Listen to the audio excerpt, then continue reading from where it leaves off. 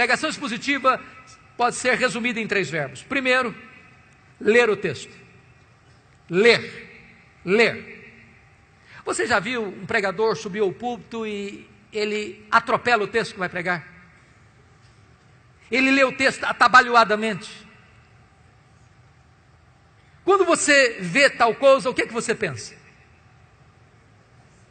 Ele não se preparou. Ele não conhece nem o texto.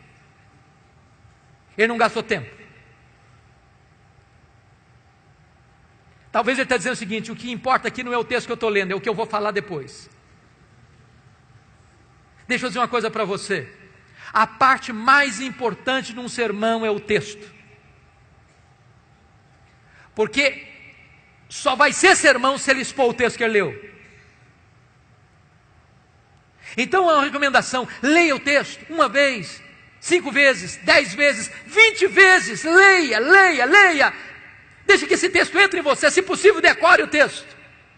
Leia com entusiasmo, leia com vibração, porque quando a pessoa vê você ler o texto e diz: esse homem tem alguma coisa para nos dizer. Segunda coisa, segundo verbo, explicar o texto.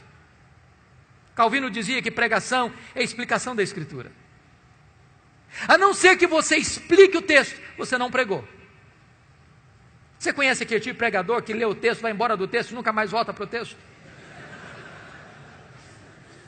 Ele viaja, faz viagens internacionais e espaciais. E você pergunta: meu Deus, mas por que ele leu esse texto?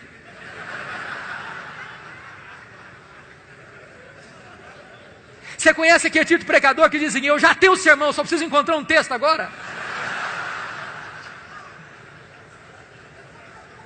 O sermão emana do texto. O sermão é a explicação do texto. E por isso nós temos uma palavra técnica que os pastores conhecem, que é exegese. Exegese vem de um prefixo ex, que significa tirar do texto o que está no texto. Cave o texto, descubra o texto, veja o que está lá. E às vezes nós não encontramos essas pepitas de ouro na superfície, é preciso cavar.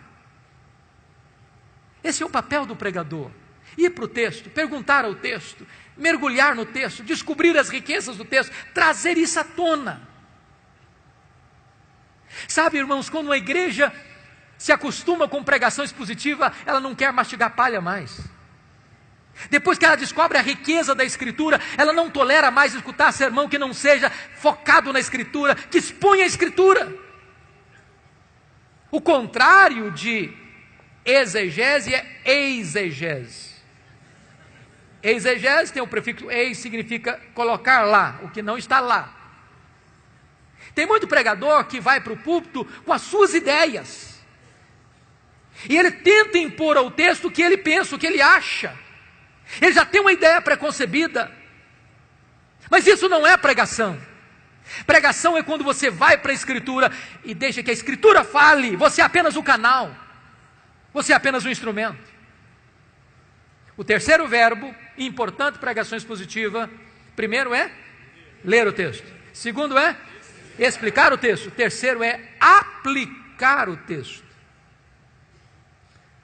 Dr. John Stott escreveu um livro importantíssimo, que penso ainda não está em português, Entre Dois Mundos. E ele disse que pregação é a união desses dois mundos, o texto antigo com o ouvinte contemporâneo.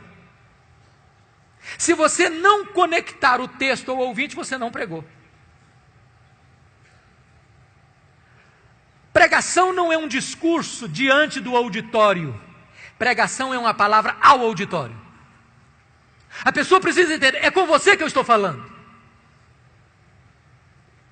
É como aquele pregador que foi pregar em João 10 e falou sobre a ovelha, falou sobre o pastor, falou sobre os lobos, falou sobre os campos, falou sobre os prados, falou sobre as águas, falou sobre a grama verde, falou sobre a lã da ovelha, falou e terminou o seu sermão depois de 1 hora, há 2000 anos, lá nas pastagens da Palestina.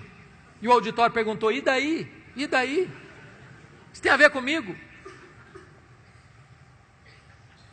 Pregação precisa ter aplicação.